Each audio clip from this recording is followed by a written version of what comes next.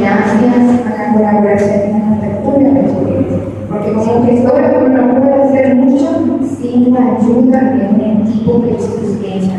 Y eso yo siempre el apoyo de su director, de todos los otros compañeros de otras instituciones. Yo estaba aquí, pero había todo un equipo sosteniendo el proyecto. Entonces, decirles muchas gracias y posicionarnos como país, pues gracias a cada uno de ustedes, porque ustedes hacen a la lengua, hacen a nuestro orgullo nacional.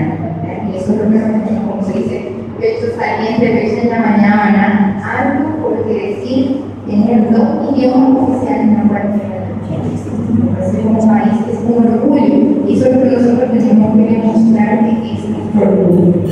Entonces, ya aquí les cuento que incluso hasta el día que tenía que viajar, no tenía pasaje ni tenía hotel, porque así es el presupuesto. Entonces, estaba gestionando. Llegué con mi maleta, ¿verdad?, del aeropuerto a la reunión.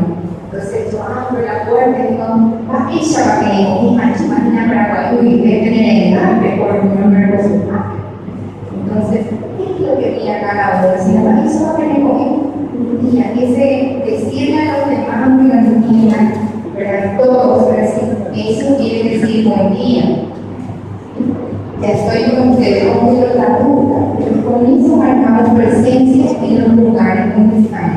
A veces estoy en una reunión y mi papá me llama, está ya de 2 años, aquella medicina, a ver, le dice una mujer, yo estoy con los doctores y profesores, así que yo muchos años más en inglés. Entonces, hablo por ahí, me llaman por ahí, hablo por ahí, algunos todavía tienen vergüenza. Y porque somos doctores, pero porque estamos en el espacio va a ser bienvenidos. Sin embargo, eso es lo que yo hago, es el granito de arena para los demás. Y un orgullo y un placer compartir con ustedes y a disposición para lo que sea necesario. Y todavía les voy a hacer trabajar para el siguiente. ¿Sí? O sea, ya tenemos uno que tenemos que seguir. El intercambio académico de la comunidad docente y de estudiantes.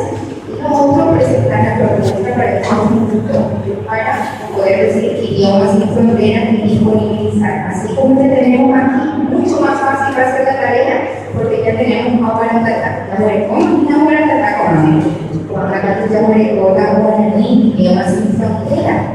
Era